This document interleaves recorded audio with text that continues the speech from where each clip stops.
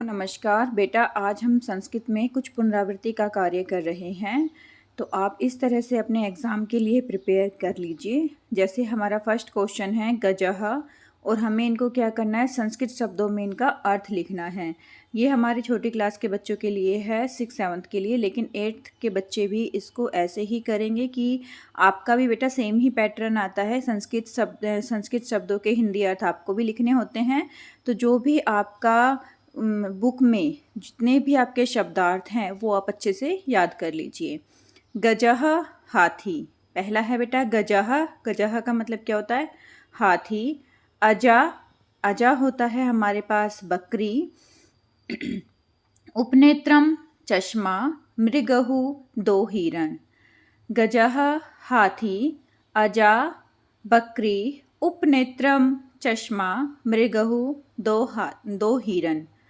उसके बाद एक पद में आपको उत्तर देना है का नृत्यति, कौन नाचती है। तो यहाँ का आ रहा है स्त्रीलिंग के लिए, और नृत्यति, अब आपको क्रिया के ऊपर ध्यान देना है। नृत्यति, नृत्यतः, नृत्यन्ति, ठीक है। तो हमारी यहाँ पर जो क्रिया है ना बेटा, वो कौन सी है? हमारी क्रिया इसमें एक वचन की है, तो एक वचन की क्रिया है यहाँ पर का।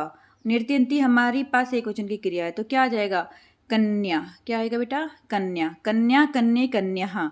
कन्या एक वचन का है, कन्ये अगर द्विवचन होता तो कन्या आता, और बहुवचन होता तो क्या आता हमारे पास? कन्या।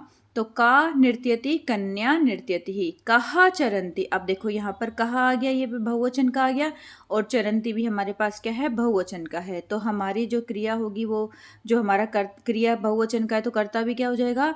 बहुवचन का। तो क्या आ जाएगा? अजाहा। अजाहा चरंती ही, अजाहा चरंती ही। कहाँ पढ़ती, कौन पढ़ता है? फिर हमारी क्रिया एक वचन की है, तो हम क्या बोलेंगे? सिंह तो पढ़ेगा नहीं बेटा, ना ही गज पढ़ेगा, तो क्या पढ़े? कौन पढ़ता है? बालक पढ़ते ना, तो बालहा पठती ही, बालहा पठती ही। ऐसे ही आपको रिक्त स्थान की पूर्ति करनी है सर्वनाम शब्दों से। डैश है आपके पास रिक्त स्थान खादसी। अब खादसी के साथ हमेशा क्या आता है? त्वम। तो आप यहाँ पर क्या लगाओगे? त्वम। सी के साथ हमेशा क्या आता है बेटा? त्वम आता है, तो हम यहाँ पे लगा देंगे त्वम। त्वम खादसी। ऐसे ही हमारे पास कृत है।